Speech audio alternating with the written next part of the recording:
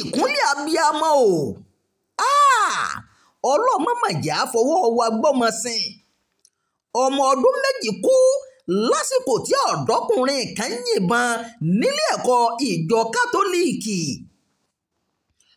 kò dín ní ọmọdé méjì tó dèrò ọ̀run tí èèyàn 17 míì sì farapa yánnayànna lẹ́yìn tí ọ̀dọ́mọkùnrin kan wọ inú ilé ẹ̀kọ́ kátólíìkì kan tí wọ́n ń pè ní Annunciation School tó sì ṣínà àbọ̀n bolẹ̀ tó dáná àbọ̀n yá wọn rẹpẹtẹ níbi ìṣẹ̀lẹ̀ ọ̀tọ̀ wáyé ọ̀hún ní ọjọ́rú nínú Minneapolis lórílẹ̀‐èdè Amẹ́ríkà ní ọmọ ọdún 10 àti ọmọ ọdún 8 ti kí dúníyàn kó dìgbà ó ṣe o gẹ́gẹ́ bí iléeṣẹ́ ọlọ́pàá ṣe ṣàlàyé iléeṣẹ́ ọlọ́pàá sọ pé lásìkò tí ìsìn òwúrọ̀ ń lọ lọ́wọ́ nínú ṣọ́ọ̀ṣì ilé ẹ̀kọ́ náà ni ìṣẹ̀lẹ̀ ọ̀hún wáyé o iléeṣẹ́ ọlọ́pàá sọ pé ìbọn 3 ọ̀tọ̀ọ̀tọ̀ ni ọ̀dọ́kùnrin náà kó dání tó sì bẹ̀rẹ̀ sí ní yẹn kíkankíkan sínú ṣọ́ọ̀ṣì ọ̀hún láti ojú fèrèsé o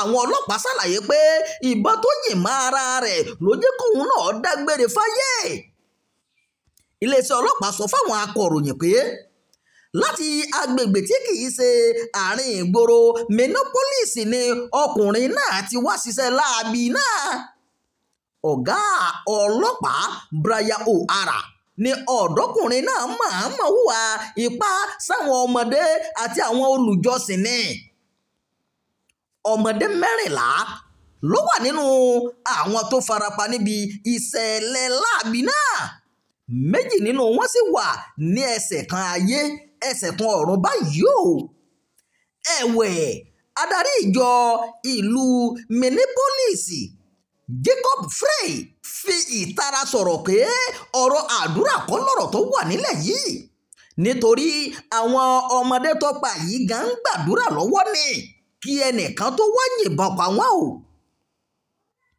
ààrẹ Donald Trump ti pàṣẹ pé kí wọ́n fa àsíá Amẹ́ríkà wálẹ̀ káàkiri orílẹ̀-èdè náà láti bu ọlá fún àwọn ọmọ tó dolóògbé àti àwọn tó farapa níbi ìṣẹ̀lẹ̀ Minneapolis.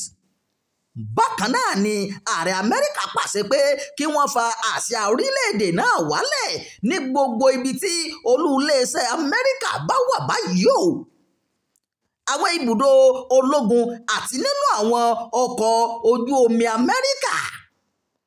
Amẹ́ríkà gbọ́dọ̀ pa àṣẹ yìí mọ́ títí di ọjọ́ 21 oṣù kẹjọ yìí gẹ́gẹ́ bí Trump ṣe sọ.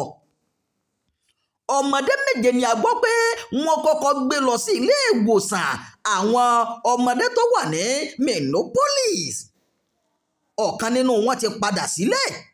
Àwọn 6 ló kù báyìí tí wọ́n sì ń gba ìtọ́jú lọ́wọ́ nílé ìwòsàn náà.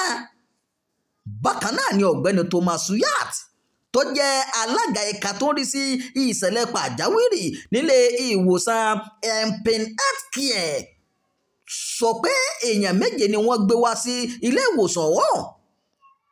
Yàtí ní 4 nínú àwọn èèyàn ọ̀hún ni wọ́n nílò iṣẹ́ abẹ ní kíákíá o. Àkọsílẹ̀ fi hàn pé ìṣẹ̀lẹ̀ ìbọn yínyìn ní gbangba ti wáyé nígbà 246 l'Amẹ́ríkà lọ́dún 2025 yìí. Ìròyìn àjọyàjọ fún ti àkókò yìí kò ní jù báyìí lọ. Ẹ má gbàgbé láti darapọ̀ mọ́ ìkànnì yìí o. Ẹ má bá wa fẹ́ràn ẹ̀ ẹ sì máa fi èròǹgbà yìí sábàlá àríwísí.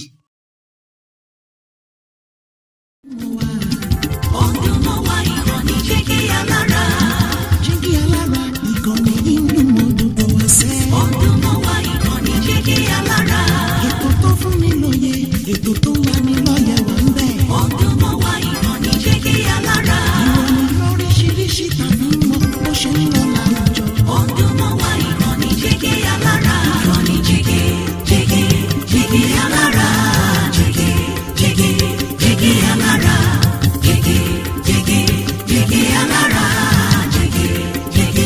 Jígí Alára.